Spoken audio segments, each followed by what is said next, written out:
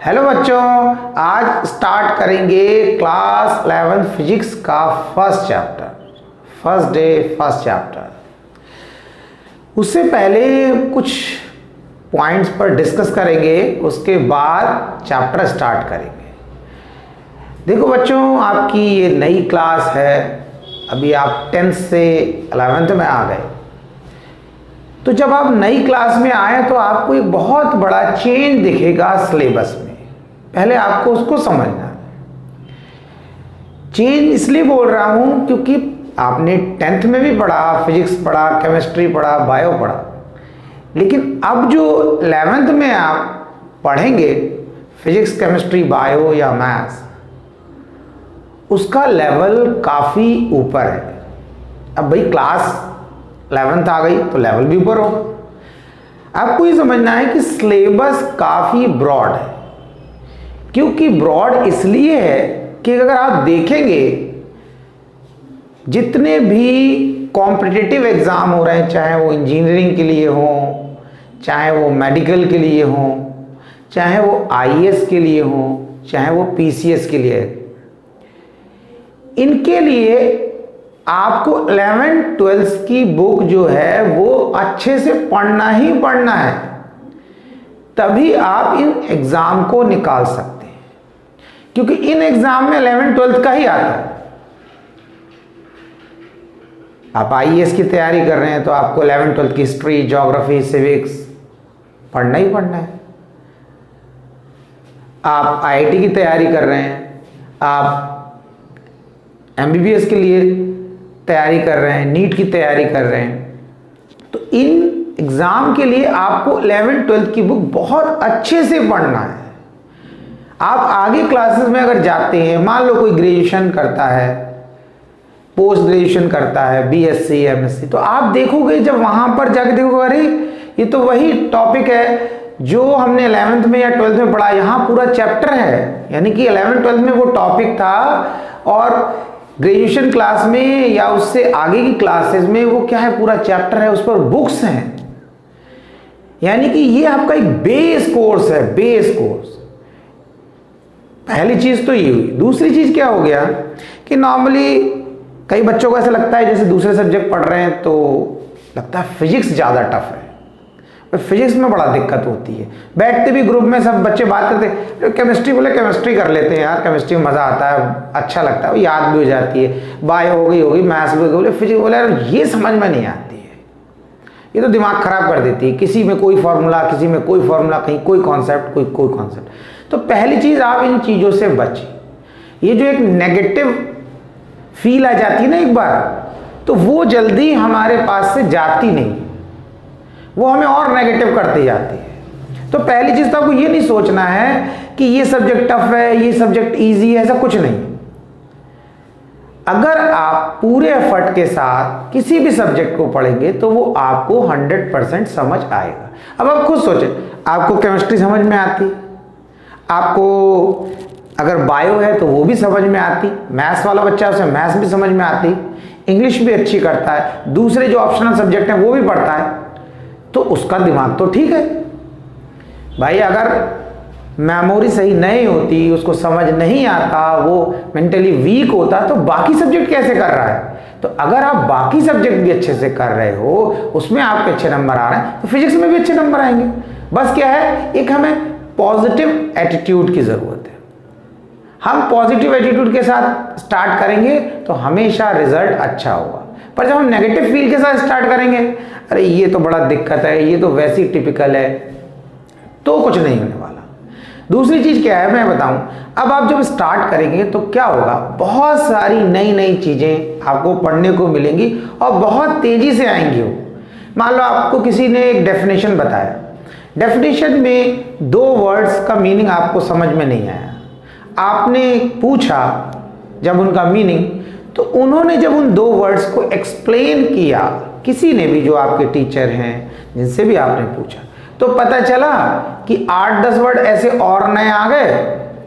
वो 2 तो क्लियर हुए या नहीं हुए वो तो बात की बात है, पता चला 8-10 डाउट और नए आ गए। तो ऐसा स्टार्टिंग में लगेगा, लेकिन धीरे धीरे जब आप पढ़ते जाएंगे तो आपकी आदत पड़ती जाएगी पढ़ने की, चीज़ें धीरे धीरे समझ में आना स्टार्ट हो जाएंगी, क्योंकि बहुत तेज़ी से बहुत नई नई चीज़ें आएंगी। तो इसलिए उस समय आपको बिल्कुल टेंशन नहीं लेना है, बिल्कुल घबराना नहीं है, पेशेंस के साथ अपनी पढ़ाई करते रहना है, बस एफर्ट करते रहना है। धीरे धीरे अपने आप आपको समझ में आने लगेगा, बस आप कोशिश करते रहें। पर ये टेंशन नहीं लेना, कोई पढ़ा अरे ये समझ में नहीं आ रहा, ये पढ़ा, नई नई चीज़ें आएंगी ना, तो नई नई चीज़ें आएंगी। कुछ जब आप पढ़ेंगे 4 चीज़ें पढ़ेंगे तो 2 समझ में भी आएंगी, 2 नहीं आएंगे कोई बात नहीं है, उनको डिस्कस करेंगे, उनको टीचर से पूछना है, जैसा भी सोर्स है, दूसरों की हेल्प लेना है। तो इस तरीके से पढ़ना है, लेकिन बिल्कुल टेंशन नहीं लेना, बहुत सारी नहीं। तो अब स्टार्ट करते हैं हम अपना फर्स्ट चैप्टर क्लास 11 का, फिजिकल वर्ल्ड। तो फिजिकल वर्ल्ड में सबसे पहले हम बात करेंगे फिजिक्स की डेफिनेशन की। फिजिक्स वर्ड जो है वो एक ग्रीक लेटर फ्यूसिस से बना है, एक ग्रीक लेटर फ्यूसिस से बना है। फ्यूसिस का ग्रीक में मीनिंग होता है नेचर।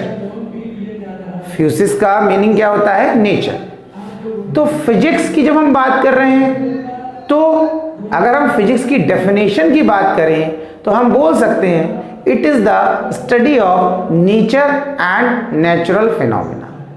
ये स्टडी किसकी हो गई? नेचर की और नेचुरल फिनोमिना। नेचुरल फिनोमिना हमारे चारों तरफ हम रोज देखते हैं, दिन रात हो रहा है, ये एक नेचुरल फिनोमिना है। ठीक है, बारिश हो रही है, नेचुरल फिनोमिना है, बिजली कड़क रही है, नेचुरल फिनोमिना है। ऐसे बहुत सारे नेचुरल फिनोमिना है। मून जो है वो मोशन में है, मून मूव करता हुआ दिख रहा है, ये एक नेचुरल फिनोमिना। ऐसे हम अपने चारों तरफ देखेंगे बहुत सारी नेचुरल फिनोमिना। तो फिजिक्स क्या हो गया? Study of nature and natural phenomena. अब फिजिक्स की ब्रांच की बात करेंगे, क्योंकि फिजिक्स भी बहुत ब्रॉड है। तो फिजिक्स की ब्रांच की बात करेंगे तो फिजिक्स में आपको 2 ब्रांचेस मिलेंगे। अब फिजिक्स एक हमारा सब्जेक्ट हो गया, तो उसके भी उन्होंने क्या कर दिया? ब्रांचेस बना दी। जैसे आप बायोलॉजी पढ़ते हैं, जनरल क्या होते हैं, भाई हम बायो पढ़ रहे हैं, तो बायो में भी पार्ट बना रखे हैं उन्होंने। क्या बनाया? Zoology and botany. आप एनिमल्स के बारे में पढ़ रहे हैं तो आप जूलॉजी में पढ़ेंगे, और आप प्लांट्स के बारे में पढ़ रहे हैं, प्लांट किंगडम के बारे में पढ़ रहे हैं तो आप बॉटनी में पढ़ेंगे। तो इसी तरीके से फिजिक्स में भी क्या कर रखा है? फिजिक्स की जो ब्रांच की बात करेंगे तो उसकी दो, एक है क्लासिकल फिजिक्स और एक है हमारी मॉडर्न फिजिक्स। अगर हम क्लासिकल फिजिक्स की बात करें तो क्लासिकल फिजिक्स यानी कि 19th सेंचुरी से पहले की, 19th सेंचुरी से पहले या 19th सेंचुरी तक की जो फिजिक्स है, जो कॉन्सेप्ट हैं, जो लॉज हैं, वो उन सबको हम बोलते हैं ये हमारी हो गई क्लासिकल फिजिक्स। और 19th सेंचुरी के बाद के जो लॉज, जो कॉन्सेप्ट्स आए, उनको हम बोलते हैं मॉडर्न फिजिक्स। यानी कि अगर आप क्लासिकल फिजिक्स की बात कर रहे हैं तो यहाँ 19th सेंचुरी तक का पढ़ रहे हैं आप, और उससे पहले का। लेकिन अगर आप मॉडर्न फिजिक्स की बात करेंगे तो 19th सेंचुरी के बाद का पढ़ रहे हैं। ठीक है, अब हम बात करते हैं यहां पर क्लासिकल फिजिक्स की। तो क्लासिकल फिजिक्स के भी कई पार्ट, यानी कि क्लासिकल फिजिक्स के पार्ट का मतलब क्लासिकल फिजिक्स में आप क्या पढ़ेंगे। तो क्लासिकल फिजिक्स में पहला पॉइंट है हमारा मैकेनिक्स। मैकेनिक्स में क्या पढ़ते हैं हम? कार मोशन में है, उसकी स्पीड कितनी है, उसका मोमेंटम कितना है, उसकी वेलोसिटी कितनी, उसका एक्सेलरेशन क्या है, व्हील कैसे रोटेट कर रहा है, ये हम पढ़ते हैं किसमें? मैकेनिक्स में। उसकी काइनेटिक एनर्जी क्या है, इस तरीके से। दूसरा है थर्मोडायनेमिक्स। थर्मोडायनेमिक्स में हम पढ़ेंगे गैस के बारे में, कि हमने किसी कंटेनर में गैस ले लिया, उसको हीट कर दिया तो गैस एक्सपेंड करेगी, तो वो कितना वर्क डन करेगी, उसका टेम्परेचर कितना होगा, वो आप पढ़ेंगे किसमें? थर्मोडायनेमिक्स में। नेक्स्ट है आपका इलेक्ट्रोमैग्नेटिज्म, या इसको इलेक्ट्रोडायनामिक्स भी बोलते हैं। इलेक्ट्रोमैग्नेटिज्म या इलेक्ट्रोडायनामिक्स।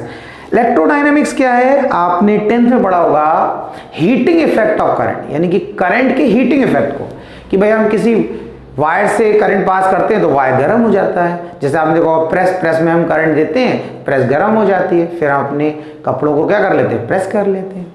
तो जब हम बात करते हैं इलेक्ट्रोमैग्नेटिज्म की, तो इसमें क्या है? हम ये पढ़ते हैं कि करंट जब हम किसी वायर में देते हैं तो वो current carrying wire magnetic field produce करता है। मैग्नेटिक फील्ड कैसे करंट प्रोड्यूस कर सकती है, कैसे इलेक्ट्रोमैग्नेटिक वेव बनती हैं, कैसे इलेक्ट्रोमैग्नेटिक वेव सिग्नल में कन्वर्ट हो जाती हैं। जैसे आपने देखा हमारे पास इलेक्ट्रोमैग्नेटिक वेव तो बहुत कॉमन हो गया क्योंकि सबके पास मोबाइल है। अब मोबाइल है तो मोबाइल में क्या होता है, मोबाइल से जो सिग्नल निकल रहा है वो क्या है, इलेक्ट्रोमैग्नेटिक वेव्स। उसमें जो सिग्नल आ रहा है वो क्या है, इलेक्ट्रोमैग्नेटिक वेव्स। तो इन सब चीजों के बारे में आप किसमें पढ़ेंगे, इलेक्ट्रोमैग्नेटिज्म के बारे में। 12th अगर आप देखें तो 12th का मेजर पार्ट आपका किससे भरा हुआ है, इलेक्ट्रिसिटी और मैग्नेटिज्म से। इलेक्ट्रिसिटी और मैग्नेटिज्म से। जैसे आपने 10th में देखा, 10th में भी क्या था, 10th में आपने इलेक्ट्रिसिटी के बारे में पढ़ा और लेंसेज के बारे में पढ़ा, लाइट के बारे में पढ़ा।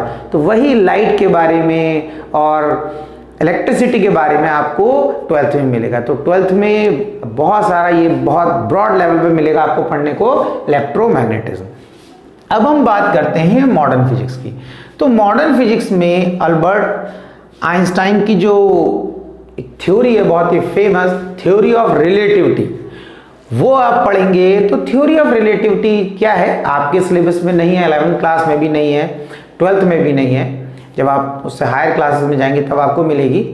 थ्योरी ऑफ रिलेटिविटी ये थी कि जब कोई ऑब्जेक्ट रेस्ट में होता है तब उसका मास मिनिमम होता है, जब वो मोशन में आ जाता है तो उसका मास बढ़ने लगता है।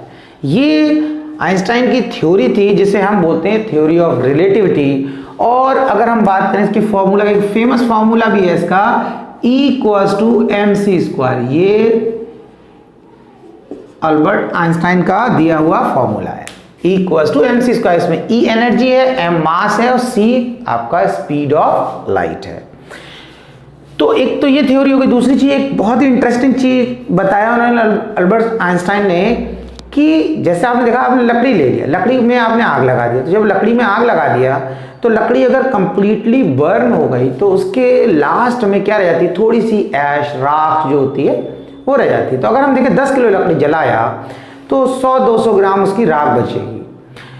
तो हमने देखा कि मटेरियल, लकड़ी क्या थी, मटेरियल था, एक मटेरियल, सॉलिड मटेरियल। उसको जब हमने आग लगा दिया तो वो एनर्जी में कन्वर्ट हो गया। 10 किलो लकड़ी किधर गई जलने के बाद, 10 किलो के बाद तो कितनी रह गई, वो 100 ग्राम रह गई, जल के हो गई, उसकी राख बन गई। तो हमने ये कहा कि ये जो मटेरियल था लकड़ी की फॉर्म में, ये एनर्जी में कन्वर्ट हो गया, ये एनर्जी में कन्वर्ट हो गया। इसलिए कितना बचा, मान लो हमने बोला कि 100 ग्राम राख रहेगी तो 9 किलो 900 ग्राम लकड़ी कहाँ गई, वो एनर्जी में कन्वर्ट हो गई, हीट एनर्जी बन गई। तो अल्बर्ट आइंस्टाइन ने कहा इसी तरीके से जो एनर्जी होती है वो मास में कन्वर्ट हो जाती है, एनर्जी भी मास बन जाती है। ये theory of relativity Albert Einstein की। दूसरा है क्वांटम मैकेनिज्म या क्वांटम मैकेनिक्स। क्वांटम मैकेनिक्स में आप पढ़ते हैं छोटे छोटे पार्टिकल जैसे एटम, मॉलिक्यूल, इलेक्ट्रॉन, प्रोटॉन, उनके बारे में, उनके नेचर के बारे में, उनकी काइनेटिक एनर्जी के बारे में, उनके मोमेंटम के बारे में। ये आप किसमें पढ़ते हैं, क्वांटम मैकेनिक्स में।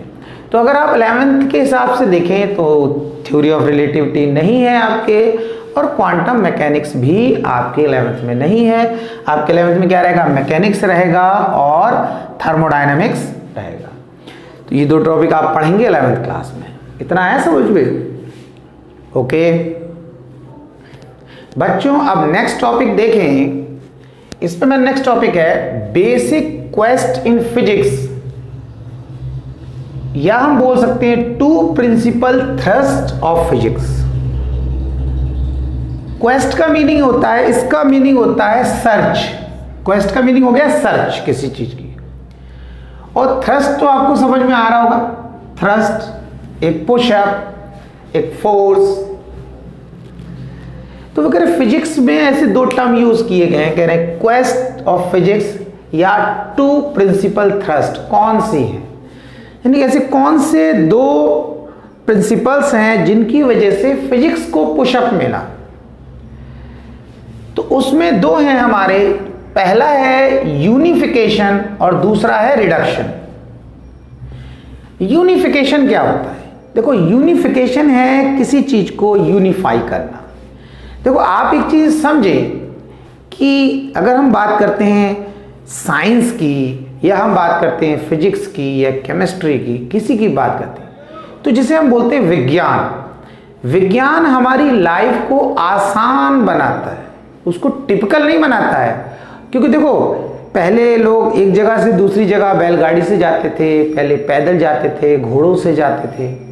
उसके बाद जैसे जैसे टेक्नोलॉजी का डेवलपमेंट हुआ, जैसे जैसे साइंस में प्रोग्रेस हुई, वैसे वैसे क्या हुआ, व्हीकल बनने लगे, कार बन गई, बसेस बन गई, ट्रेन बन गई, और डेवलपमेंट हुआ, एरोप्लेन बन गया।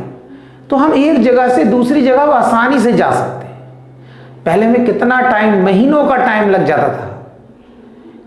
तो हमें समझना है कि साइंस हमारी लाइफ को, विज्ञान हमारी लाइफ को आसान बनाने के लिए, उसे टिपिकल बनाने के लिए नहीं है, हमें उसे समझना है। तो यूनिफिकेशन को आप समझेंगे, बहुत सारे लॉज, बहुत सारे कॉन्सेप्ट्स, बहुत सारी अलग अलग तरीके की चीजें, जैसे हम देखते हैं अपने चारों तरफ, देखा गया कि कोई फ्रूट पेड़ से गिरा तो वो जमीन पे आ रहा है। तो न्यूटन ने एक कॉन्सेप्ट बताया, एक फॉर्मूला बताया कि भाई ये जो फ्रूट है ऊपर क्यों नहीं गया, लेफ्ट क्यों नहीं गया, राइट क्यों नहीं गया, नीचे क्यों आया। तो उनका अर्थ हर ऑब्जेक्ट को अपनी तरफ खींच रहा है। जब ये पता चला, फिर ये देखा गया कि भाई मून अर्थ के चारों तरफ चक्कर लगा रहा है, इसी तरीके से अर्थ सन के चारों तरफ चक्कर लगा रहा है। तो देखा वो क्यों ऐसा कर रहा है, तो देखा वहां पर भी ग्रेविटेशनल फोर्स लग रहा है। मून अर्थ के चारों तरफ चक्कर लगा रहा है, वहां भी ग्रेविटेशनल फोर्स लग रहा है। तो ऐसे बहुत सारी जगह, बहुत सारे केसेस, अलग अलग जगह हमने देखा, अलग अलग फिनोमिना को देखा, तो पता चला कि उनमें सिमिलरिटी देखने को मिली हमें। वहां भी ग्रेविटेशनल फोर्स लग रहा, मून के केस में, अर्थ के केस में भी ग्रेविटेशनल फोर्स लग रहा। एक फ्रूट पेड़ से गिरा, वो भी ग्रेविटी की वजह से गिरा। हमारे हाथ से कुछ छूट जाता है, वो भी जमीन की तरफ जा रहा है, वो भी ग्रेविटी की वजह से लग रहा है। तो यूनिफिकेशन का मतलब होता है बहुत सारे फिनोमिना को किसी एक लॉ की हेल्प से समझा देना। यूनिफिकेशन, यूनिफाई कर देना कि भाई इसमें भी ये कॉन्सेप्ट लगेगा, इसमें भी ये कॉन्सेप्ट लगेगा, इसमें भी ये कॉन्सेप्ट लगेगा, इसमें भी ये कॉन्सेप्ट लगेगा। इन सारे फिनोमिना में एक ही कॉन्सेप्ट लग रहा है, एक कॉन्सेप्ट, एक फॉर्मूला, एक लॉ की हेल्प से बहुत सारे फिनोमिना को एक्सप्लेन कर देना। तो यूनिफाई हो गया ना कि भाई इसमें भी ये लॉ लग रहा है, इसमें भी ये लॉ लग रहा है, इसमें भी ये लॉ लग रहा है, ये यूनिफिकेशन हो गया। तो इससे क्या होगा, आसान हो गई चीजें हमारे लिए। हमें पता चला कि वहां भी ग्रेविटेशनल फोर्स लग रहा है, मून के केस में भी लग रहा है, अर्थ के केस में भी लग रहा है, कोई चीज छूट के गिर रही है उसमें भी लग रहा है, फ्रूट गिर रहा है उसमें भी लग रहा है, सो ऑन। तो ये हो गया हमारा यूनिफिकेशन। दूसरा हो गया रिडक्शन। रिडक्शन जैसे वर्ड से पता चला, रिड्यूस करना, किसी चीज को कम कर देना। अब इसमें कम क्या कर रहे हैं भाई, साइंस तो हर चीज को क्या कर, नॉलेज को बढ़ा रही, तो कम क्या कर रहे हैं। देखो बच्चों, कम करने की बात है, जैसे हमने क्या किया, एक कंटेनर में गैस ले ली, गैस को दिया हीट दिया तो गैस का टेम्परेचर बढ़ गया। जब गैस का टेम्परेचर बढ़ा तो गैस एक्सपेंड कर रही, तो गैस एक्सपेंड करी तो गैस कुछ वर्क डन करेगी। अगर गैस एक्सपेंड कर जाती है तो हम बोलेंगे गैस वर्क डन कर रही, गैस फैल जा रही। ये थ्योरी पढ़ी, तो उसके बाद क्या किया गया, फिर देखा गया कि भाई ये गैस एक्सपेंड कर रही, क्यों कर रही। तो फिर देखा कि भाई इसके मॉलिक्यूल, जब हमने हीट दिया तो इसके मॉलिक्यूल में एनर्जी आई। कौन सी, काइनेटिक एनर्जी। पहले धीरे धीरे घूम रहा था, फिर वो तेज तेज घूमने लगा, ज्यादा तेज। जितना तेज तेज घूमने लगा उतने ही तेजी से टेम्परेचर बढ़ने लगा। यानी कि जितना मॉलिक्यूल का टेम्परेचर बढ़ेगा वो उतना तेज घूमेगा, जितना तेज घूमेगा उतना टेम्परेचर बढ़ेगा। तो मॉलिक्यूल को जब हीट एनर्जी दिया तो मॉलिक्यूल तेज तेज घूमने लगा, तेज तेज घूमने लगा, तो उस गैस का टेम्परेचर बढ़ गया। तो हमने देखा गैस के मॉलिक्यूल की काइनेटिक एनर्जी क्या है, गैस के मॉलिक्यूल का मोमेंटम क्या है, गैस का एक मॉलिक्यूल कितना प्रेशर लगाएगा। तो रिडक्शन में क्या हुआ, पहले हमने पढ़ा एक बड़े सिस्टम, यानी कि हमने कंटेनर में गैस ले लिया, कितने मॉलिक्यूल हमें कुछ मतलब नहीं, हमने उसको हीट दिया, देखा कि गैस एक्सपेंड कर जा रही है, गैस वर्क डन कर रही है। 1000, 2000, 10,000, 50,000 कितने मॉलिक्यूल। फिर बाद में हमने क्या किया, हमने कहा ऐसा हो क्यों रहा, हम बिल्कुल किस पर आ गए, माइक्रोस्कोपिक लेवल पर आ गए। देखो दो कॉन्सेप्ट होते हैं, एक होता है मैक्रोस्कोपिक, एक होता है माइक्रोस्कोपिक। मैक्रो माने होता है बड़ा, मैक्रो माने बड़ा, माइक्रो माने होता है छोटा। ये तो माइक्रोस्कोप, माइक्रोस्कोप का मीनिंग होता है छोटे ऑब्जेक्ट को देखने के लिए। तो जब हमने माइक्रोस्कोपिक लेवल पर देखा तो देखा कि जब हमने गैस को हीट दिया तो पहले बिना हीट दिए गैस के मॉलिक्यूल धीरे धीरे मूव कर रहे थे, जब हीट दिया तो वो तेजी से मूव करने लगे, उनकी काइनेटिक एनर्जी बढ़ गई। तो फिर हमने उनके मॉलिक्यूल्स की, एटम्स की काइनेटिक एनर्जी के बारे में पढ़ा, मोमेंटम के बारे में पढ़ा, और भी कैरेक्टर्स के बारे में पढ़ा। तो ये क्या कहलाता है, ये कहलाता है रिडक्शन, यानी कि बड़े सिस्टम की हम स्टडी कर रहे थे, फिर हम आ गए छोटे सिस्टम पर। छोटे सिस्टम फिर हम कह रहे हैं भाई एक मॉलिक्यूल, जब हम हीट देते हैं गैस को तो एक मॉलिक्यूल की बात अगर हम कर रहे हैं, कह रहे हैं उसकी काइनेटिक एनर्जी बढ़ जाती है। जब उसकी बढ़ती है तो सबकी बढ़ रही है भाई, कंटेनर में तो बहुत सारे मॉलिक्यूल हैं तो सबकी बढ़ेगी। तो ये पता चला कि जब हम गैस को हीट देते हैं तो मॉलिक्यूल्स की काइनेटिक एनर्जी बढ़ती है, जब काइनेटिक एनर्जी उनकी बढ़ती है तो गैस का टेम्परेचर बढ़ जाता है। तो हमने बड़े सिस्टम के बारे में पढ़ा, बड़े सिस्टम से रिड्यूस हो गए कहाँ गए, छोटे सिस्टम पर। बात समझ में आया। यह क्या होता है, कोई कॉम्प्लिकेटेड सिचुएशन दे रखी होती है, कोई कॉम्प्लिकेटेड सिचुएशन दे रखी होती है, कोई ऑब्जेक्ट चल रहा है, रेस्ट से स्टार्ट हुआ, फिर तेज हुआ, फिर धीरे हुआ, फिर कांस्टेंट स्पीड चलने लगा, फिर रुक गया, ऐसा एक कोई कॉम्प्लिकेटेड कंडीशन दे रखी हो, उस पर आपको कोई क्वेश्चन बोला हो तो आप क्या करते हो, छोटे छोटे पार्ट में उस क्वेश्चन को डिवाइड कर लेते हो कि पहले रेस्ट से चला, फिर उसने स्पीड अप हुआ, फिर वो कांस्टेंट स्पीड से चला, फिर वो धीरे होने लगा, फिर फाइनली रेस्ट में आ गया। तो रिडक्शन क्या है, किसी कॉम्प्लेक्स फॉर्म को सिंपल बनाना, छोटे छोटे पार्ट में डिवाइड कर लेना और फिर उसकी स्टडी करना। तो ये जो दो प्रोसेस हैं इनको हम बोलते हैं बेसिक क्वेस्ट इन फिजिक्स और two principal thrust of physics. इतना क्लियर हुआ, गुड। इसके बाद क्या हो रहा है, यहां पर लिखा fundamental forces in nature. Fundamental forces देखो क्या है, जब हम देखते हैं तो हमने अपने चारों तरफ देख रहे हैं तो हम देखा बहुत सारी फोर्सेस की बात कर रहे हैं, आपने भी 9th में 10th में और छोटी क्लासेस में भी देखा होगा, कहा दो तरीके के फोर्स, कहीं पर कहा contact force, non contact force. एक बोल दिया कांटेक्ट, एक नॉन कांटेक्ट। कांटेक्ट हो गया जैसे आपने किसी को धक्का दे दिया, आपने किसी को खींच लिया पकड़ के, ये कांटेक्ट, यानी कि दो बॉडीज कांटेक्ट में आ रही तब फोर्स लग रहा है। दूसरा हो गया बिना कांटेक्ट के। अब बिना कांटेक्ट के कैसे हो गए भाई, दो मैग्नेट लो, नॉर्थ नॉर्थ को लाओ, तो जैसे ही आप दो मैग्नेट को लाओगे, ये नॉर्थ है ये नॉर्थ है, पास ला ही नहीं पाओगे, पहले भागने लगेगा। आप दोनों को पकड़ के जबरदस्ती ला रहे हो तो बात दूसरी है, वैसे टेबल पर रख दोगे तो एक को पास लाओगे तो दूसरा मूव कर जाएगा, यानी कि बिना टच करे ही फोर्स लग गया। तो कहा कुछ कांटेक्ट फोर्स होते हैं, कुछ नॉन कांटेक्ट फोर्स होते हैं। फिर आपने 10th में पढ़ा कि लाइक चार्ज जो होते हैं वो रिपेल करते हैं, अनलाइक चार्ज होते हैं वो अट्रैक्ट करते हैं। चार्ज के बारे में पढ़ा, वहां फोर्स लग रहा है, ठीक है। तो उस फोर्स की अगर हम बात करें तो उसे बोलते हैं इलेक्ट्रोस्टैटिक फोर्स। दो चार्ज रेस्ट में है, एक दूसरे में फोर्स लगा रहे हैं, इलेक्ट्रोस्टैटिक फोर्स हो गया। ऐसे ही देखा, स्प्रिंग को खींचते हैं तो एक स्प्रिंग में फोर्स प्रोड्यूस हो जाता है, किसी रस्सी को खींचते हैं तो उसमें प्रोड्यूस हो जाता है फोर्स ऑफ फ्रिक्शन। पढ़ा आपने फोर्स ऑफ फ्रिक्शन। ऐसे बहुत सारे फोर्सेज आपने पढ़े।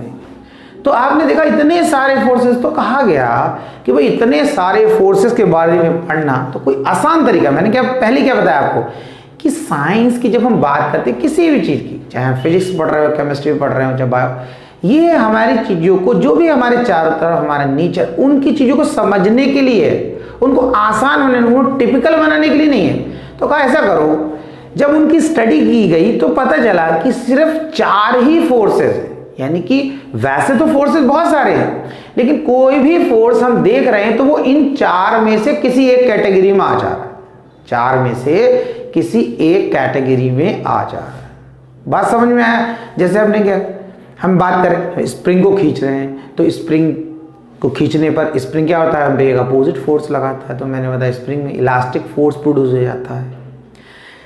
तो हम उन जो 4 फोर्सेस हैं, तो पहले हम उन 4 फोर्सेस को पढ़ेंगे, उनको समझेंगे, फिर आपको समझ में आएगा किस तरीके से अलग अलग टाइप के फोर्स उन्हीं फोर्सेस की कैटेगरी में आ जाते हैं। तो यानी कि जितने भी फोर्सेस होंगे, आपको समझ, जितने भी फोर्सेस पढ़ेंगे तो आपने कोई किसी भी फोर्स को बताया कि भाई ये इस फोर्स की बात कर रहे हैं, तो ठीक है इस फोर्स की बात कर रहे हैं, तो इस फोर्स की बात करते बोले ये इस कैटेगरी में आ गया, इस फोर्स की बात करें तो इस कैटेगरी में आ गया। इतनी बात आई समझ में? ठीक।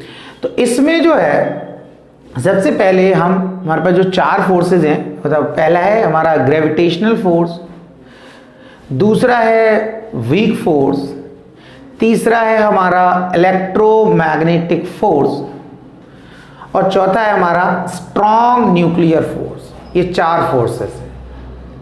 तो पहले 4 फोर्सेस को समझेंगे, इनको डिटेल में समझेंगे, उसके बाद समझेंगे कि अलग अलग टाइप के फोर्स कैसे इस कैटेगरी में आ रहे हैं। उसके लिए पहले इनको समझना जरूरी है ना, बात समझ में आ रही है? तो पहला हम स्टार्ट कौन सा करेंगे? अब हम gravitational force. Gravitational force strength की अगर बात करूं, मैं एक टेबल भी बनाऊंगा, इनकी प्रॉपर्टी भी आपको लिखवाऊंगा, सब चीज कराएंगे, पॉइंट टू पॉइंट बिल्कुल डिटेल में पढ़ें। तो 4 तरीके के फोर्स हैं हमारे fundamental forces, gravitational force, weak force, electromagnetic force और स्ट्रॉन्ग न्यूक्लियर फोर्स। जितने भी फोर्सेस, इन 4 को छोड़कर आप किसी की बात करेंगे, किसी भी फोर्स की, वो फोर्सेस की अगर बात करेंगे तो वो इन्हीं 4 में से किसी एक कैटेगरी में आ जाएगा, इन्हीं 4 में से किसी एक कैटेगरी में आ जाएगा। जैसे हमने कहा एक मैग्नेट को लिया, दूसरे मैग्नेट को लिया, इसे पास ले गए, तो कह रहे हैं एक मैग्नेट दूसरे मैग्नेट को धक्का दे रहा है या अट्रैक्ट कर ले रहा है, तो वो मैग्नेटिक फोर्स, हमने कहा वो इलेक्ट्रोमैग्नेटिक फोर्स की कैटेगरी में आ गया। वो किस में आ गया? इलेक्ट्रोमैग्नेटिक फोर्स की कैटेगरी में आ गया। हमारे हाथ से कोई चीज छूटती है, गिर जाती है, तो कहा इस पर कोई फोर्स लग रहा है, तो कहा ये तो ग्रेविटेशनल फोर्स है, ये हमारा ग्रेविटेशनल फोर्स है। इस तरीके से, तो इसलिए पहले इन सबको समझेंगे, उसके बाद देखेंगे किस तरीके से अलग अलग फोर्स इन कैटेगरीज में आते हैं। तो पहला कौन सा स्टार्ट करेंगे हम? अपना ग्रेविटेशनल फोर्स। बड़ा इंटरेस्टिंग चैप्टर है हमारा ग्रेविटेशनल। इंटरेस्ट लेके देखो बच्चों, पढ़ना है, बिल्कुल टेंशन नहीं लेना है, फ्री माइंड होकर पढ़ना है, ये नहीं सोचना अरे बिल्कुल टफ है। अपने आप को बिल्कुल सुपरमैन समझना है कि कोई भी चीज हमसे बचेगी नहीं। जब साइंस लिया है, ठीक है, तो फिर डरना क्या। बात सुना नहीं क्या, गाना था ना पहले, जब प्यार किया तो डरना क्या। तो यहाँ पर मैं वो प्यार की तो बात नहीं कर रहा हूँ, मैं ये कह रहा हूँ यहाँ पर कि जब आपने फिजिक्स, केमिस्ट्री, मैथ्स या बायो से प्यार किया तो फिर किसी चीज़ से डरना क्या। भाई आपने प्यार ही है आपका एक सब्जेक्ट के लिए, तभी लिया है। क्योंकि मैं ये देखता हूँ कि कई बच्चे ऐसे होते हैं जिनके 10th में 90% या 90% से भी ज़्यादा आ जाते हैं, लेकिन उसके बाद भी वो आर्ट्स ले लेते हैं, कॉमर्स ले लेते हैं, ऐसे ही बच्चे होते हैं। तो मैं तो ये समझ रहा हूँ कि जो 10th के बाद PCM या PCB ले रहा है उसका इनके लिए क्या है, एक प्यार ही है। तो बस अब जब हमने ले लिया सब्जेक्ट, तो फिर जब प्यार किया तो डरना क्या, समझ में आया। तो पहला हमारा जो है ग्रेविटेशनल फोर्स। तो पहले बच्चों हम समझेंगे ये ग्रेविटेशनल फोर्स होता क्या है। पहले हम समझेंगे ग्रेविटेशनल फोर्स हमारा होता क्या है। बच्चों अब हम पढ़ेंगे ग्रेविटेशनल फोर्स। तो सबसे पहले बात करते हैं ग्रेविटेशनल फोर्स क्या होता है।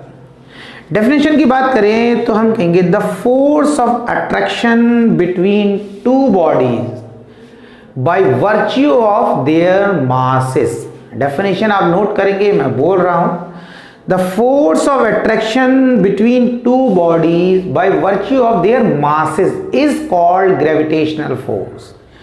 क्या होता है, दो ऑब्जेक्ट हैं, वो एक दूसरे पर अट्रैक्टिव फोर्स लगा रहे हैं मास की वजह से, उस फोर्स को हम ग्रेविटेशनल फोर्स बोलते हैं। तो डेफिनेशन जैसे मैंने क्या बोला, the force of attraction, attractive force की बात कर रहे हैं, बिटवीन टू ऑब्जेक्ट्स, दो ऑब्जेक्ट के बीच में, by virtue of their, virtue means कारण, कॉज किसकी वजह से लग रहा है, by virtue of their masses, उनके मास की वजह से लग रहा है, इज कॉल्ड, कहा जाता है क्या, ग्रेविटेशनल फोर्स। देखो एक चीज समझो, अब मैंने मास वर्ड उसमें क्यों ऐड किया, मास इसलिए किया कि अगर मैं मास नहीं ऐड करूं, मैं ये बोल दूं दो ऑब्जेक्ट एक दूसरे पर अट्रैक्टिव फोर्स लगा रहे हैं, ग्रेविटेशनल फोर्स, तो ये डेफिनेशन मेरी परफेक्ट नहीं रहेगी। रीजन ये है कि भाई हो सकता है दो बॉडी हो, एक पे पॉजिटिव चार्ज हो, एक पे नेगेटिव चार्ज हो, तो क्या है, अनलाइक चार्ज हो गए तो वो अट्रैक्ट कर सकते, तब भी तो अट्रैक्ट कर सकते हैं। तो हमें ये क्लियर करना है कि चार्ज की वजह से अट्रैक्टिव फोर्स नहीं लग रहा है, मास की वजह से लग रहा है। तो हमें वो देना है डेफिनेशन में कि मास की वजह से जो अट्रैक्टिव फोर्स लगेगा उसको हम बोलते हैं ग्रेविटेशनल फोर्स। बात समझ में? बहुत सारे एग्जांपल है। उसी ग्रेविटेशनल फोर्स की करामात है ये कि अर्थ सन के चारों तरफ घूम रहा है, जितने भी प्लैनेट हैं सन के चारों तरफ घूम रहे हैं। अर्थ की ग्रेविटी की वजह से मून अर्थ के चारों तरफ घूम रहा है। यही ग्रेविटेशनल फोर्स है, कोई भी छूटती है एकदम गिर जाती है, ठीक है, हर चीज गिर जाती है। लेकिन क्या है, किसी चीज के हम लोग चल रहे हैं तो चलते चलते कभी स्लिप हो गए तो हम गिर जाते, जब हम गिरते हैं तो अर्थ की तरफ जाते हैं। लेकिन उसका क्या है, अगर उसकी ये डिमेरिट्स है तो उसकी कुछ मेरिट्स भी हैं, क्योंकि अगर ग्रेविटी ना हो तो अर्थ पर हम रुक नहीं पाएंगे, हम तो फ्लोट कर जाएंगे, फिर इधर उधर स्पेस में चले जाएंगे। तो ग्रेविटेशनल फोर्स है, इसीलिए हम अर्थ पर हैं, अर्थ पर हैं, एक तरीके हमें पता नहीं चलता है, लेकिन एक्चुअल में जो हम अर्थ पर एग्जिस्ट कर रहे हैं, अर्थ पे चिपके हुए हैं, वो ग्रेविटेशनल फोर्स की वजह से ही है। अब क्या हुआ, इस ग्रेविटेशनल फोर्स का सबसे बड़ा श्रेय तो आपको पता है मिस्टर न्यूटन, उनको ही जाता है कि न्यूटन बैठे थे पेड़ के नीचे, पेड़ से एक सेब गिरा। कई बार बच्चे बोलते भी हैं, सर हम पढ़ाते हैं, बोलते हैं, बोले सर इतनी थ्योरी दे दी, इतनी टेंशन न्यूटन ने दे दी कि वो पेड़ ही गिर जाता न्यूटन पर, ऐसा ऐसा। लेकिन ये नहीं समझना है ना कि बात तो ठीक है पेड़ गिर जाता, लेकिन ये भी तो समझो कितनी थ्योरी उन्होंने दी जो आज हमारे लिए कितनी यूजफुल है, उसको भी समझना है। ऐसा नहीं, हम एक ही पॉइंट नहीं समझेंगे, ये तो बात ठीक है, एक टॉपिक बढ़ गया, लेकिन उस चीज से हमें कितनी नॉलेज मिली उसको भी देखना है, ठीक है। तो अब हम बात करते हैं ग्रेविटेशनल फोर्स की। तो ग्रेविटेशनल फोर्स में जब न्यूटन की बात आ गई, बिना न्यूटन के तो ग्रेविटेशनल फोर्स की बात करना बेकार है। तो जब हम बात करते हैं ग्रेविटेशनल फोर्स, तो न्यूटन ने क्या किया, न्यूटन ने एक फॉर्मूला दिया, एक फॉर्मूला कि दो ऑब्जेक्ट हैं उनके बीच में जो अट्रैक्टिव फोर्स लग रहा है उनके मास की वजह से, वो फोर्स कितना होगा उसे कैलकुलेट कैसे करेंगे।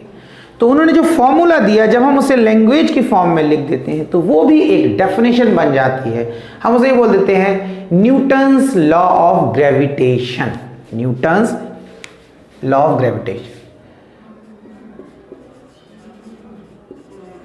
न्यूटन्स लॉ ऑफ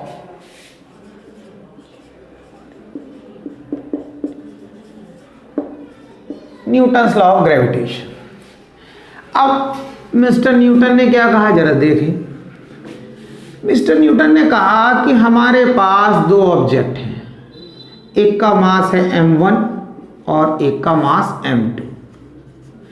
देखो एक एक चीज पढ़ेंगे, एक एक चीज समझेंगे डिटेल में, ठीक है, अच्छे से, क्योंकि एक चीज समझना बच्चों, 11th 12th का अगर आपने अच्छे से पढ़ाई कर ली है, मेहनत से पढ़ाई कर ली है, तो आगे के किसी भी कॉम्पिटिटिव एग्जाम में आपको कोई नहीं रोक सकता, कोई आपको नहीं रोक सकता। लेकिन अगर 11th 12th हमारा वीक रहेगा तो सब गड़बड़ जाए। कई बार बच्चे सोचते हैं अरे 11th में क्या, 11th की कोई मार्कशीट की जरूरत थोड़ी पड़ती है, कहीं उसके नंबर थोड़ी पूछे जाते हैं। बिल्कुल बात आपकी सही है, 11th के नंबर नहीं पूछे जाते हैं, लेकिन इनडायरेक्टली मैं कह रहा हूं पूछे जाते हैं। अरे किसी कॉम्पिटिटिव एग्जाम में गए तो 11th का सिलेबस आ रहा है, नहीं आ रहा है? जब 11th का सिलेबस आ रहा है तो नंबर ही तो नहीं पूछे, उन्होंने तो सब कुछ पूछ लिया नंबर ना पूछ के। ये सोचो आप भाई, उन्होंने आपको 11th क्लास का टेस्ट ले लिया, पहले 11th के क्वेश्चन दे दिए, 11th क्लास का टेस्ट हो गया। जब टेस्ट हो गया तो सब कुछ पूछ तो लिया। तो ये नहीं सोचना है कि 11th की मार्कशीट की जरूरत नहीं, आपको समझना है कि भाई 11th का आता है। और होता क्या है, 11th का पढ़ते हैं, फिर 12th का पढ़ते हैं, 12th के बाद हम कोई भी कॉम्पिटिटिव एग्जाम देते हैं या 12th अपेयरिंग में दे देते हैं। 11th को एक साल हो चुकी होती है, ऊपर से सही से नहीं पढ़ा तो और बर्बाद हो गए। बर्बाद नहीं होना है, ठीक है, किसी भी हालत में 11th को बेकार नहीं करना है, बहुत अच्छे से मेहनत से पढ़ना है और अच्छे नंबर लाना है, ठीक। अब क्या होगा, इंटरेस्ट लेके पढ़ेंगे। अब हमने क्या, इन दोनों ऑब्जेक्ट के बीच का डिस्टेंस ले लिया r। अब देखो पहला इंपॉर्टेंट पॉइंट, डिस्टेंस सेंटर से क्यों लिया, देख के क्या लगता है, बोले यार ये कैसा डिस्टेंस ले लिया। बच्चों को लगता है अरे यार ये ऐसा लिया, ये दो ऑब्जेक्ट बनाए थे, डिस्टेंस तो ये होना चाहिए, क्या दिमाग खराब है? यहाँ से यहाँ बोल रहे दो ऑब्जेक्ट के बीच का डिस्टेंस, बोले ये डिस्टेंस सही है लेकिन ये डिस्टेंस सही नहीं है। अब क्यों नहीं है ये समझो बच्चों। प्रॉब्लम इसमें ये आती है कि अगर आपने यहां से डिस्टेंस यहां ले लिया, तो अगर मैं यही दो ऑब्जेक्ट ए और बी दे दूं, इनको एक टेबल पर रख दूं फिक्स करके, और मैं अलग अलग बच्चे को बोलूं बुलाऊं और कहूं अलग स्टूडेंट एक एक आएगा, मैं बेटा इनके बीच का डिस्टेंस बताओ, नोट मेजर करके बताओ, एक आया, दूसरा आया, तीसरा आया, चौथा, ऐसे करके आप ये देखोगे। अगर आप भी एक्सपेरिमेंट करोगे, अलग अलग स्टूडेंट जब आके उनके बीच का डिस्टेंस बताएंगे तो वो अलग अलग डिस्टेंस बताएंगे। अब आपको लग रहा है ऐसे कैसे, दोनों ऑब्जेक्ट तो फिक्स्ड हैं हमारे, तो फिर वो अलग अलग क्यों बता रहे हैं? अलग अलग इसलिए बताएंगे, मान लिया किसी ने यहां से मेजर करा, किसी ने यहां से मेजर कर लिया भाई, तो ये और ज्यादा का, मान लो किसी ने गलती से यहां से मेजर कर लिया, ठीक है, तो इसका अलग हो जाएगा। तो अब कोई फिक्स्ड पॉइंट तो आपने दिया नहीं है, आपने तो कहा दोनों के बीच का डिस्टेंस मेजर करो, उसने मेजर कर लिया। तो इस कंडीशन में दो ऑब्जेक्ट के बीच का डिस्टेंस की वैल्यू अलग अलग आएगी। लेकिन अगर आपने क्या किया, फिक्स पॉइंट कर दिया, तो हर बच्चा यहां से यहां तक मेजर करेगा, करेगा नहीं करेगा? करेगा। सबका आंसर सेम आएगा? आएगा। तो हम यही चाहते हैं, यही चाहते हैं कि हर बच्चा एक ही आंसर बताए। ऐसा नहीं हो कि एक कुछ और बता रहा है दूसरा कुछ और बता रहा है, तो ऐसे तो कैलकुलेशन बड़ा गड़बड़ हो जाएगी। बात समझ में आया? इसलिए डिस्टेंस लेते हैं। अब इनके बीच का डिस्टेंस जो हो गया r हो गया, तो न्यूटन ने कहा कि इनके बीच में जो फोर्स ऑफ अट्रैक्शन लगेगा, देखो सिर्फ अट्रैक्शन नहीं लगेगा, ये ध्यान रखना, रिपल्शन तो होता ही नहीं इसमें, वो फोर्स डायरेक्टली प्रोपोर्शनल होता है इनके मास के प्रोडक्ट के, मास के प्रोडक्ट के। यानी कि इसका मास बढ़ जाए तो इनके बीच का फोर्स बढ़ जाएगा, इसका मास बढ़ जाए तो इनके बीच का फोर्स बढ़ जाएगा, दोनों का मास बढ़ जाए तो भी फोर्स बढ़ जाएगा। देखो एक चीज समझना, दो तरीके के रिलेशन बहुत आएंगे आपके सामने, एक होगा डायरेक्टली प्रोपोर्शनल का, एक होगा इनवर्सली प्रोपोर्शनल का। इसको समझ लो अच्छे तरीके से। डायरेक्टली प्रोपोर्शनल का मीनिंग ये होता है कि अगर एक की वैल्यू बढ़ी तो दूसरे की भी बढ़ेगी, यानी कि अगर राइट हैंड साइड की वैल्यू बढ़ी तो लेफ्ट की बढ़ेगी। यानी कि मैं बोलूं m1 की वैल्यू बढ़ जाए तो f की वैल्यू बढ़ जाएगी, m2 की बढ़ जाए तो f की वैल्यू बढ़ जाएगी, अरे दोनों की बढ़ जाए तो भी बढ़ जाएगी लेफ्ट की वैल्यू, यानी कि f की वैल्यू बढ़ जाएगी। और दूसरा होता है इनवर्सली प्रोपोर्शनल, यानी कि न्यूटन ने कहा इनके बीच में जो फोर्स लगेगा वो इनवर्सली प्रोपोर्शनल होता है r स्क्वायर के। मतलब इनके बीच का डिस्टेंस बढ़ेगा, r बढ़ेगा तो फोर्स कम हो जाएगा, ये ध्यान रखें। बात समझ में आ रही? तो इनवर्सली प्रोपोर्शनल में क्या होता है, एक की वैल्यू बढ़ती है इनवर्सली प्रोपोर्शनल में तो दूसरे की कम होती, r की वैल्यू बढ़ी, इन दोनों के बीच का डिस्टेंस बढ़ा तो फोर्स कम हो जाएगा। बात समझ में आ रही? अब हमने क्या किया, इनको कर दिया कंबाइन, ठीक है, f प्रोपोर्शनल का साइन लगाया, m1 m2 upon r square, ठीक, ये आ गया। अब आपने पढ़ा है कि भैया जब प्रोपोर्शनलिटी का साइन आता है और उसे हटाते हैं तो हम इक्वल टू का साइन लगाते हैं और एक कांस्टेंट लगाते हैं। अरे भाई वही करते हैं, तो यहां पर क्या कर देते हैं, हम यहां कर देते हैं, तो हमने लिखा f is equal to g m1 m2 upon r square, ये आ गया भाई, ठीक है। प्रोपोर्शनलिटी का साइन हटा दिया, इक्वल टू का साइन लगाया और एक कांस्टेंट लगा दिया g, ये फॉर्मूला आ गया, ठीक है। अब इसमें g क्या है, g को बोलते हैं हम यूनिवर्सल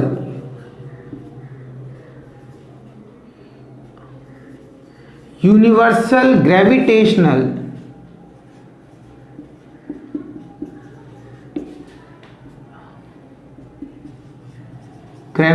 कांस्टेंट।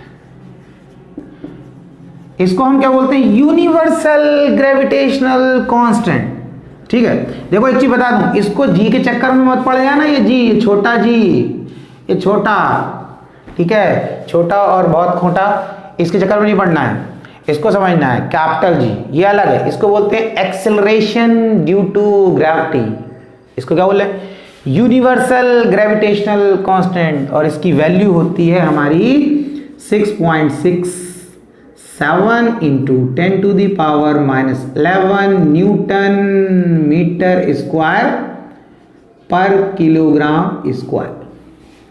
देखो इसका नाम यूनिवर्सल ग्रेविटेशनल कांस्टेंट क्यों रखा? पूरे यूनिवर्स में कहीं पर भी एक्सपेरिमेंट चल रहा हो, कहीं पर भी एक्सपेरिमेंट चला, आप स्पेस में चले गए, स्पेस में एक्सपेरिमेंट कर रहे हैं, स्पेस में एक्सपेरिमेंट कर रहे हैं, तो इस जी की वैल्यू यही लेंगे, इसीलिए इसका नाम लिखा यूनिवर्सल ग्रेविटेशनल कांस्टेंट। पूरे यूनिवर्स में कहीं चले जाओ, इस ग्रेविटेशनल कांस्टेंट की वैल्यू फिक्स्ड रहना है, कोई चेंज नहीं आना है। लेकिन अगर इस जी की बात करें, ठीक है, ये ऐसा नहीं है। अभी तक आपने क्या पढ़ा मुझे नहीं पता, लेकिन आप समझे इसका तो अलग ही सिस्टम है। अर्थ सरफेस पर इसकी वैल्यू 9.8 मीटर पर सेकंड स्क्वायर होती है, और जैसे ही अर्थ से ऊपर जाएंगे जाएंगे जाएंगे इसकी वैल्यू 9.8 से कम 9.7 9.6 ऐसे कम होते होते होते एक पॉइंट पे गए, जाते जाते क्या होगी? जीरो।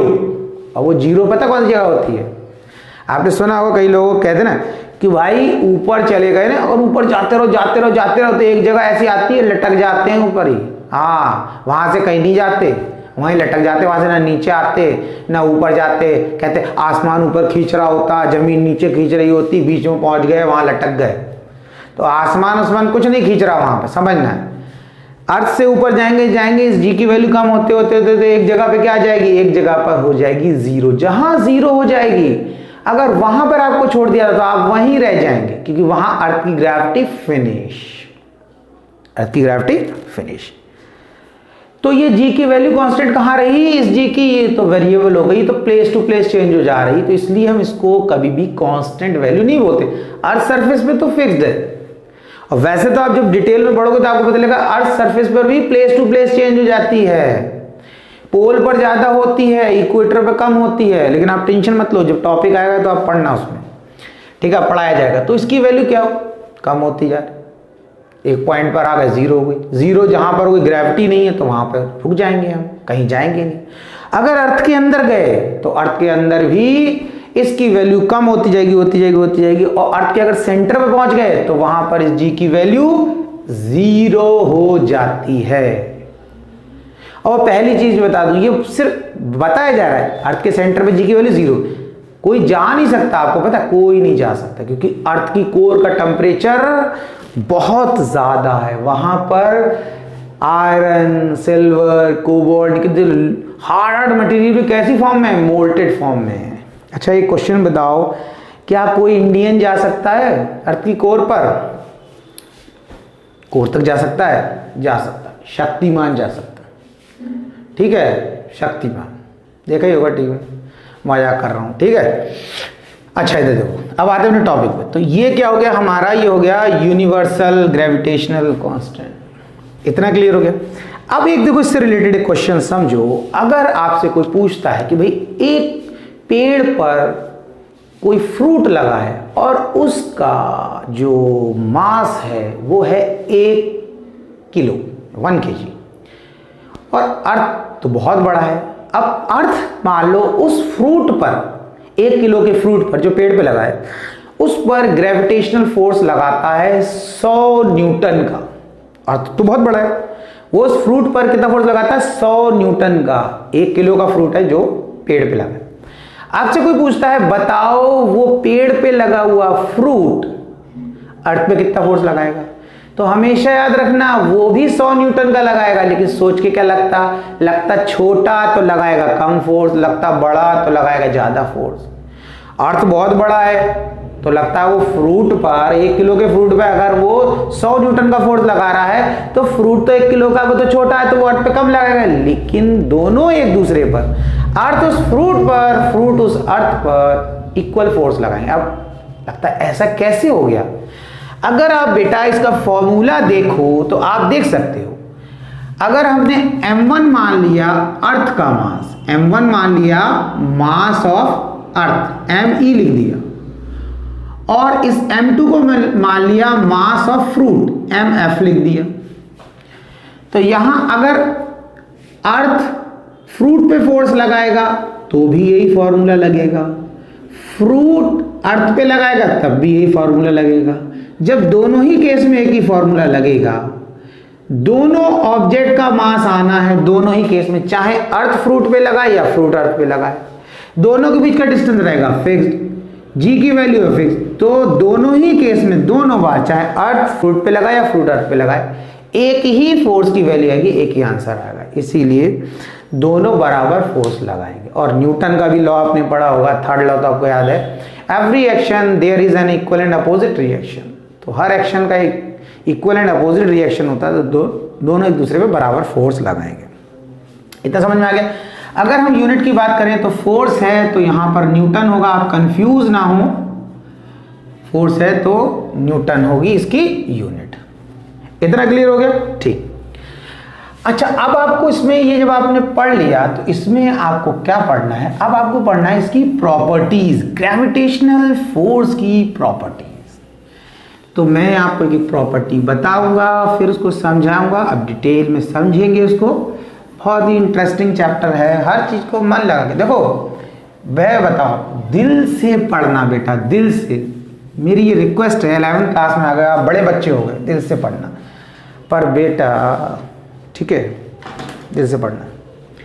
दिल से पढ़ेंगे तो हर चीज आसान हो जाती है, कोई भी चीज टिपिकल नहीं रहती, जिसमें हमारा इंटरेस्ट डेवलप हो जाए एक बार। देखो, मैं इंटरेस्ट एक इतनी इंपॉर्टेंट चीज है, मैं आपको बीच में बताऊं क्या होता है। मैं दो बच्चों से, एक बायो वाला बच्चा था, एक हमारा मैथ्स का बच्चा था, यानी कि पीसीबी और एक पीसीएम। तो बायो वाले बच्चे से मैंने पूछा, मैंने कहा बेटा आपने मैथ्स क्यों छोड़ा? तो बोले सर वो जो है फॉर्मूले जो हैं याद नहीं होते, कभी कोई फॉर्मूला कोई टिपिकल रटना। अच्छा ठीक है, हाँ ये तो है। बोले नहीं, फॉर्मूले याद नहीं कर पाता। मैंने कहा बोले इसलिए बायो ले ली? बोले हाँ बायो ले ली। अब मैंने मैथ्स वाले से पूछा, मैंने कहा बेटा आपने बायो क्यों नहीं लिया? तो बोला कि सर उसमें सर वो जो नाम होते हैं बड़े टिपिकल होते हैं बायो में, वो याद नहीं होते नाम, ठीक है, उनकी स्पेलिंग गलत हो जाती है। अब आप पॉइंट समझ रहे दोनों का, यानी कि दोनों ही एक दूसरे के सब्जेक्ट में बता रहे, याद करना पड़ता है, वहां फॉर्मूले याद करना है, वहां पे टर्म, वहां पर नीम याद करना है अलग अलग चीजों के। यानी कि पढ़ना दोनों में, ऐसा नहीं पढ़ना, लेकिन इंटरेस्ट की बात है। इंटरेस्ट क्या है? जिसको जिसमें इंटरेस्ट होता है उसे वो चीज आसान लगने लगती है।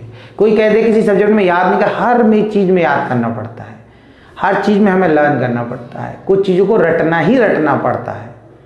बात समझ में आ रही? तो इसलिए इंटरेस्ट डेवलप करेंगे तो हमें चीजें आसान लगने लगेगी। तो अब हम पहली चीज जो बात कर रहे हैं, इट इज यूनिवर्सली अट्रैक्टिव। ये क्या है? पूरे यूनिवर्स में अगर दो ऑब्जेक्ट कहीं पर भी हैं तो उनके बीच में जो फोर्स है वो अट्रैक्टिव ही लगेगा। ऐसा नहीं है कि हमने अर्थ सरफेस पे दो ऑब्जेक्ट ले लिए तो अपने मास की वजह से अट्रैक्ट कर रहे हैं, कहीं स्पेस में चले गए तो कोई और कंडीशन आ जाएगी या रिपेल करने लगेंगे, ऐसा नहीं है। वो कहीं पर भी हो, हर जगह वो अट्रैक्ट करेंगे ही करेंगे। दूसरा हम ये बोल सकते हैं कि जो हमारा ग्रेविटेशनल फोर्स होता है वो फोर्स मास के प्रोडक्ट के डायरेक्टली प्रोपोर्शनल होता है। जैसे मैंने आपको डेफिनेशन में लिखा है, F is directly proportional to m1 m2 के होता है। इतना क्लियर हुआ? तीसरी पॉइंट कहेंगे, it obeys inverse square law. इसको समझना है, ये लिखा होता है it obeys inverse square law. Inverse square law इसलिए बोल रहे हैं क्योंकि होता क्या है, हम यहां पे क्या बोल रहे थे, हमने फॉर्मूला लिखा है F equals to G capital M small m upon R square, यही था ना। तो F और R के बीच में कैसा रिलेशन है? इनवर्सली प्रोपोर्शनल का। इसी को बोलते हैं it obeys inverse square law. या हम बोल सकते हैं F is proportional to the 1 upon R square. इतना समझ में आया? ये तो F जो है वो R के डायरेक्टली प्रोपोर्शनल नहीं है, 1 अपॉन R स्क्वायर के डायरेक्टली प्रोपोर्शनल है। तो इसको बोलते हैं इनवर्स स्क्वायर लॉ को फॉलो करता है। मैं एक चीज आपको और एक बहुत ही इंपॉर्टेंट पॉइंट इसमें बता दूं। कई बार बच्चों को क्या लगता है, बच्चों को लगता है ये F equals to G capital M small m upon ये R स्क्वायर लिख दिया तो ये R कर देते तब भी तो इनवर्सली प्रोपोर्शनल हो जाता, तब भी ये इनवर्सली प्रोपोर्शनल हो जाता। लेकिन ये आर स्क्वायर क्यों कर दिया? कभी देखना किसी में आर स्क्वायर मिलेगा, कहीं पर आपको आर क्यूब भी मिलेगा। ऐसा कैसे हो जाता है? ये देखो, ये एक्सपेरिमेंट से आता है। ये एक्सपेरिमेंट से कैसे आता है? उन्होंने क्या किया, उन्होंने ऐसे रखा, समझना बात को, दो ऑब्जेक्ट लिए, दो ऑब्जेक्ट ले लिए, एक लिया ए और एक ले लिया बी, और इनके बीच में डिस्टेंस रखा आर, डिस्टेंस रखा आर, और इनके बीच में फोर्स लग रहा था एफ। क्या लग रहा था? फोर्स लग रहा था एफ। बात आई समझ? जब उन्होंने क्या किया, इनके बीच में डिस्टेंस को डबल किया, यानी कि आर के प्लेस पे 2r कर दिया। बात समझना। तो F equals to G capital M small m upon R के प्लेस पे हम क्या लिखेंगे? 2r। मैंने कहा अब डिस्टेंस क्या कर दिया? डबल कर दिया। अभी r था, अब 2r कर दिया, तो मैंने लिखा 2r और इसका कर दिया स्क्वायर, तो ये हो गया G capital M small m upon 4r square equals to 1/4 G m upon r square. ये हो गया। तो अगर देखा जाए तो जब इनके बीच में डिस्टेंस r था तो फोर्स F था, यानी कि फोर्स उस समय कितना था? F is equals to F is equals to G capital M small m upon r square. इसका मास हमने कैपिटल M ले लिया, इसका मास स्मॉल m ले लिया। ठीक है। तो अगर देखें इनके बीच में जब डिस्टेंस r था तो फोर्स F लग रहा था, तो यहाँ पर हमने देखा तो ये एक्सप्रेशन यहाँ है G capital M small m upon r square. तो इसकी जगह मैं लिख सकता हूँ क्या?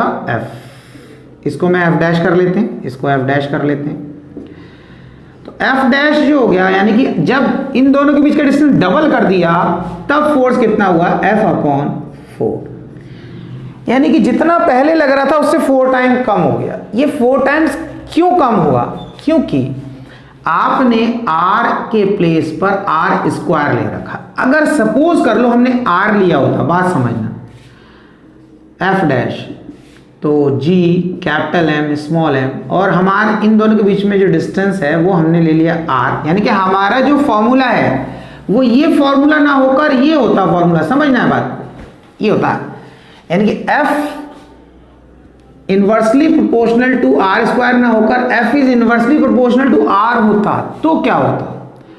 तो हम क्या करते हैं, हमने कहा डिस्टेंस इनके बीच में डबल कर दिया, तो हमने क्या कर दिया? 2r इक्वल्स टू, तो हो गया G capital M small m upon r, और ये 2 यहां कर दिया, और इसकी जगह क्या लिख सकते हैं? F upon 2।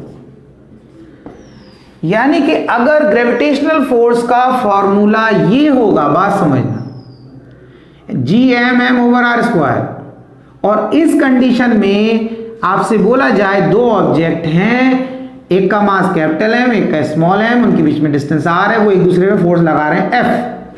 अगर इनके बीच का डिस्टेंस डबल कर दें तो फोर्स बताओ कितना होगा? तो हमने ये फॉर्मूला लगाया, F dash GM over r square है, तो 2r कर दिया क्योंकि डिस्टेंस डबल हो गया, 2r, तो 2 का स्क्वायर करा 4r स्क्वायर, 4 को अलग कर दिया GM ओवर r स्क्वायर, और इसकी जगह लिख दिया हमने F, कि जब इन दोनों के बीच में डिस्टेंस r था तब फोर्स लगा रहे F, यानी कि फोर्स 4 टाइम कम हो गया।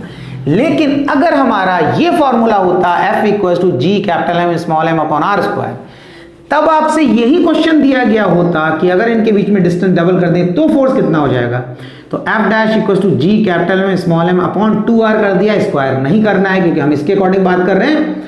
तो आया था GM ओवर r, और ये 2 अलग कर दिया हमने यहाँ पर, ये 1/2 रहेगा, तो इसके प्लेस पे हमने लिख दिया F और 2 एज इट इज, यानी कि तब फोर्स हाफ हो जाता है। लेकिन जब एक्सपेरिमेंट किया गया तो ये देखा गया कि अगर दोनों के बीच का डिस्टेंस डबल करते हैं तो फोर्स 4 टाइम कम हो जा रहा है। तो इसीलिए उन्होंने क्या कहा कि F और R का कैसा रिलेशन है?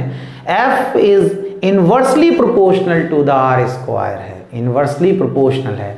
F inversely proportional to R नहीं है, F inversely proportional to R square है। बात समझ में आ रही नहीं आ रही? हाँ, तो इसलिए इसमें R स्क्वायर आता है। ठीक है, इतना नोट करें। अच्छा, अब ये जब बात कर रहे हैं ग्रेविटेशनल फोर्स की, तो बच्चों ये एक सेंट्रल फोर्स है, सेंट्रल फोर्स। अब सेंट्रल फोर्स का मतलब क्या हुआ? सेंट्रल फोर्स का मीनिंग क्या होता है? ये प्रॉपर्टीज बता रहा हूं मैं। ये एक सेंट्रल फोर्स, सेंट्रल फोर्स का मीनिंग ये होता है कि एक ऑब्जेक्ट ये है, एक ऑब्जेक्ट ये है, एक ए है, एक बी है, साइज कुछ भी हो, ए बी को जो खींचेगा, कहां खींचेगा? इस तरीके से अपने सेंटर की तरफ खींचेगा, और बी ए को कहां खींचेगा? अपनी सेंटर की तरफ, यानी कि वो उसे अपने सेंटर की तरफ लाने की कोशिश करेगा।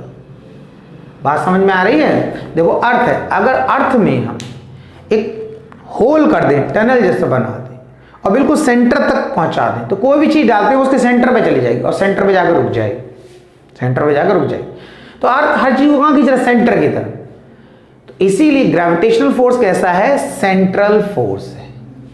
नेक्स्ट चीज है, ग्रेविटेशनल फोर्स जो है सारे फोर्सेस जितने भी हैं, मतलब सारे फोर्स के में से 4 फंडामेंटल फोर्स की बात कर रहे हैं, उन सब में वीकेस्ट फोर्स है, सबसे कम स्ट्रेंथ जो है वो ग्रेविटेशनल फोर्स की ही है, सबसे कम स्ट्रेंथ, सबसे वीक। अभी मैं उसकी एक टेबल लास्ट में, जब मैं आपको चारों फोर्स करा दूंगा तो मैं आपको एक टेबल भी बनवाऊंगा।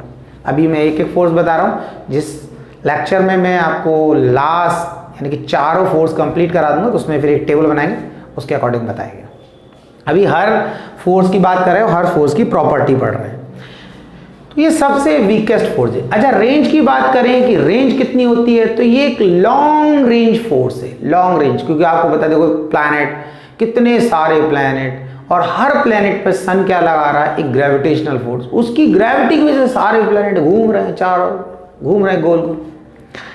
तो लॉन्ग रेंज, इसकी रेंज बहुत ज्यादा है, इसकी रेंज बहुत ज्यादा है लॉन्ग रेंज फोर्स। अब इसमें एक बहुत ही इंपॉर्टेंट पॉइंट आता है जिस पर अधिकतर क्वेश्चन भी पूछा जाता है, फील्ड पार्टिकल। देखो क्या होता है, हम जब 2 मैग्नेट लेते हैं, ऐसे एक मैग्नेट लिया, एक मैग्नेट लिए, तो अगर हम इन्हें बहुत दूर रख दें तो ये एक दूसरे में फोर्स नहीं लगाते, लेकिन जब हम इन्हें पास पास लाते हैं तब लगाते हैं, चाहे ये अट्रैक्ट कर रहे हैं चाहे रिपेल कर रहे हैं। वो तो पोल पे डिपेंड करेगा, नॉर्थ नॉर्थ होगा तो रिपेल करेगा, साउथ साउथ होगा रिपेल करेगा, नॉर्थ साउथ अट्रैक्ट कर लेगा।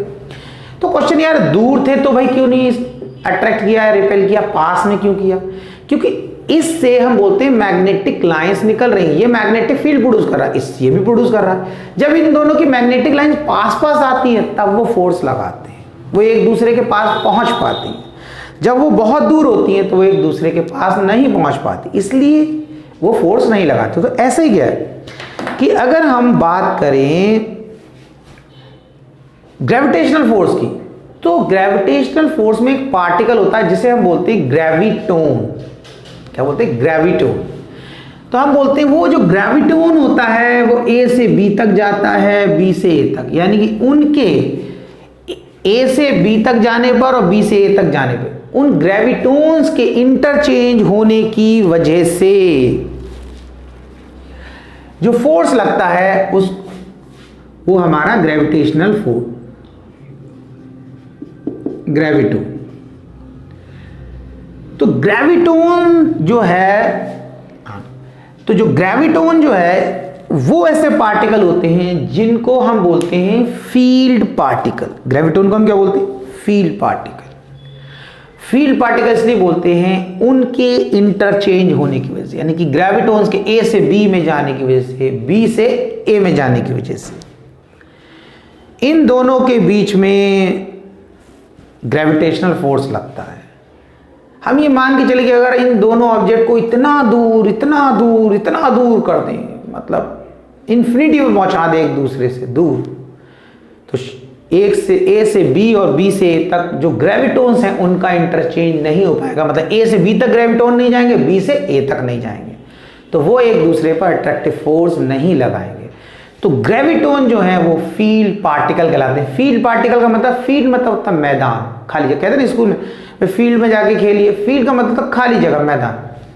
तो इन दो ऑब्जेक्ट के बीच का जो ये खाली जगह है, स्पेस है, खाली जगह, मैदान है, इसमें कौन से पार्टिकल मूव करते हैं? तो उन्होंने कहा ग्रेविटोन्स के इंटरचेंज होने की वजह से, ए से बी, बी से ए तक जाने की वजह से ग्रेविटेशनल फोर्स एक दूसरे पर लगता है। ये बात आई समझ में? तो ये पॉइंट है। एक प्रॉपर्टी अगर हम और बात करें, ग्रेविटेशनल फोर्स जो है वो कंजर्वेटिव फोर्स है।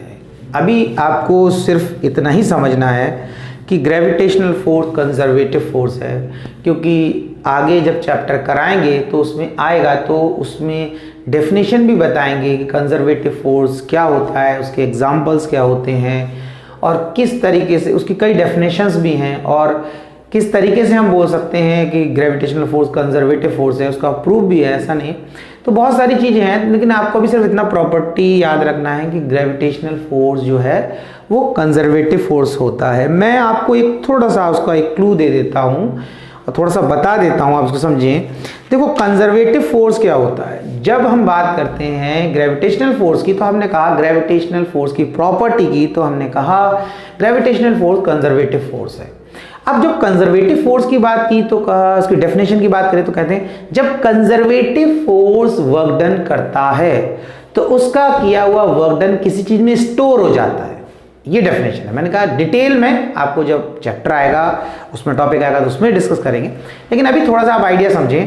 कंजर्वेटिव फोर्स, जब हम ग्रेविटेशनल फोर्स को बोल रहे हैं कंजर्वेटिव फोर्स, तो ग्रेविटेशनल फोर्स जो वर्क डन करेगा उसका किया हुआ वर्क डन स्टोर हो जाता है। अब वो कहेंगे आप स्टोर कैसे हो जाता है? जैसे मान लिया ये मेरे पास एक ब्लॉक है लकड़ी का, ये अर्थ सरफेस पे रखा है, तो मैं बोल रहा हूं इसकी ग्रेविटेशनल पोटेंशियल एनर्जी 0 है, इसमें कोई एनर्जी नहीं है।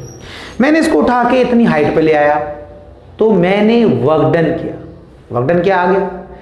अब मैं क्या बोल रहा हूं कि इसमें ग्रेविटेशनल पोटेंशियल एनर्जी आ गई। ग्रेविटेशनल पोटेंशियल एनर्जी क्यों आई? क्योंकि अर्थ ग्रेविटेशनल फोर्स लगा रहा है, और ग्रेविटेशनल फोर्स को हम क्या बोल रहे हैं? Conservative force. वो जो फोर्स लग रहा है वो कंजर्वेटिव फोर्स है। तो आप इतने समझे कि हमने इसको उठा के कुछ हाइट पे ले आया, तो हमने कहा कि इसमें ग्रेविटेशनल पोटेंशियल एनर्जी आ गई, स्टोर हो गई। आपको कैसे स्टोर होगी? जब दिखाओ, तो हम ऐसे तोड़ के नहीं दिखाएंगे, बिस्किट जैसे तोड़ के, बैठ टूटेगा ही नहीं। पहली बात तो हम क्या करेंगे, इसे ऊपर से छोड़ देंगे, छोड़ा देखा नीचे जा रहा। तो हमने कहा देखो नीचे से ऊपर तक लाने में हमें वर्क डन करना पड़ा, लेकिन ऊपर से नीचे ले जाने में हमें कोई वर्क डन नहीं करना पड़ेगा, ये खुद ही चला जाएगा, ये खुद ही चला जाएगा।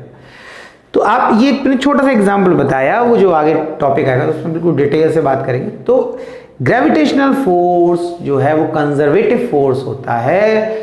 वो फोर्स जो वर्क डन करता है वो किसी सिस्टम में स्टोर हो जाता है। स्टोर हो जाता है यानी कि वो जब हम चाहें तो उसे रिवर्स ले सकते हैं। जैसे मैंने आपको एग्जांपल बताया कि इस ब्लॉक को जब हम नीचे से ऊपर ले जाएंगे तो ग्रेविटेशनल फोर्स नीचे की तरफ लग रहा होगा, वो फोर्स नीचे की तरफ लग रहा होगा। अब वो फोर्स नीचे की तरफ लग रहा है, आप इसे ऊपर की तरफ ले जा रहे हो, आप इसे ऊपर की तरफ जब आप इतनी हाइट पे ले गए तो हमने कहा उसी फोर्स की वजह से, अब बात समझना, उसी फोर्स की वजह से इसमें एनर्जी आ गई, क्योंकि ग्रेविटेशनल फोर्स तो लग ही रहा है। अब आपने कहा दिखाओ कहाँ एनर्जी आई, कहाँ भर गई इसमें एनर्जी, तो हमने कहा देखो छोड़ रहे हैं, ये नीचे जा रहा है, तो हमने एनर्जी नीचे ले जा रहे हैं। नीचे से ऊपर देखो लाने के लिए हमें एनर्जी लगानी पड़ी, देखिए ऊपर से नीचे ले जाने के हमें कुछ नहीं करना, जो ग्रेविटेशनल फोर्स है वो खुद ही नीचे लेके चला जाएगा। तो वो इसलिए क्योंकि ग्रेविटेशनल फोर्स कंजर्वेटिव फोर्स है। हम ये मान के चल रहे हैं कि उस फोर्स की वजह से जो वर्क डन हुआ वो उसमें स्टोर हो गया। स्टोर कैसे हुआ? रोक रखा, छोड़ा तो नीचे जाएगा। बाकी डिटेल बाद में बताएंगे। तो ये थी ग्रेविटेशनल फोर्स और उसकी प्रॉपर्टीज। तो आपको ये 2-3 पॉइंट इसमें बच्चों में लास्ट में बता रहा हूं, आपको याद रखना है। एक तो ये याद रखना है कि gravitational force is always attractive in nature. Attractive होगा, रिपल्सिव नहीं होगा, अट्रैक्टिव होगा। ये अभी आप एक अगला जब फोर्स पढ़ेंगे इलेक्ट्रोमैग्नेटिक फोर्स या इलेक्ट्रोस्टैटिक फोर्स जिसे बोलते हैं, चार्ज की बात जब हम करेंगे, दोनों टाइप के अलग अलग फोर्स हैं, इलेक्ट्रोस्टैटिक अलग है, इलेक्ट्रोमैग्नेटिक अलग है। तो जब उस टाइप के फोर्स की बात करेंगे यानी चार्ज की बात कर रहे हैं, चार्ज के बीच में जो फोर्स लग रहा है, तो चार्ज के बीच में जो फोर्स लगता है वो अट्रैक्टिव और रिपल्सिव दोनों होता है, लेकिन gravitational force is always attractive in nature. This is the fundamental difference between electromagnetic force and gravitational force. Gravitational force और इलेक्ट्रोमैग्नेटिक फोर्स जो आप पढ़ेंगे, जो 4 फंडामेंटल फोर्स हैं उसमें तीसरे नंबर का, तो इसमें सबसे बड़ा डिफरेंस यही है कि वो इलेक्ट्रोमैग्नेटिक फोर्स अट्रैक्टिव और रिपल्सिव दोनों होगा। अभी आप उसको समझने के लिए समझ सकते हैं कि दो चार्ज की बात कर रहे हैं, चार्ज के बीच में जो फोर्स लग रहा है वो अट्रैक्टिव और रिपल्सिव दोनों टाइप का होता है, लेकिन ग्रेविटेशनल फोर्स हमेशा अट्रैक्टिव होता है। तो एक तो ये फंडामेंटल डिफरेंस है ग्रेविटेशनल फोर्स और इलेक्ट्रोमैग्नेटिक फोर्स में। दूसरा लॉन्ग रेंज फोर्स है, ध्यान रखना, लॉन्ग रेंज दूर दूर तक और ऑब्जेक्ट होंगे तब भी लगेगा। तीसरा सेंट्रल फोर्स है, ए बी को, बी ए को अपने सेंटर की तरफ खींचेंगे। और चौथा सबसे important point, field particle. Field particle क्या है, ए से कुछ निकल के जा रहा है बी तक, बी से कुछ निकल के आ रहा है ए तक, तभी तो उनके बीच में ग्रेविटेशनल फोर्स लग रहा है। तो क्या निकल के जा रहा है और क्या निकल के आ रहा है, दैट इज ग्रेविटोन्स। ये ग्रेविटोन्स पार्टिकल्स हैं, इन पार्टिकल को बोलते हैं हम ग्रेविटोन्स। ठीक है, तो इतना आपको देखना था। तो ये मैंने आपको ग्रेविटेशनल फोर्स बता दिया। नेक्स्ट लेक्चर में आप पढ़ेंगे दूसरा वीक फोर्स और उसके आगे के इलेक्ट्रोमैग्नेटिक फोर्स और न्यूक्लियर फोर्स, फोर्सेस को पढ़ेंगे, उनकी प्रॉपर्टीज को समझेंगे और उनसे रिलेटेड बहुत सारी चीज़ों को समझेंगे। तो नेक्स्ट लेक्चर में मिलेंगे नेक्स्ट टॉपिक के साथ।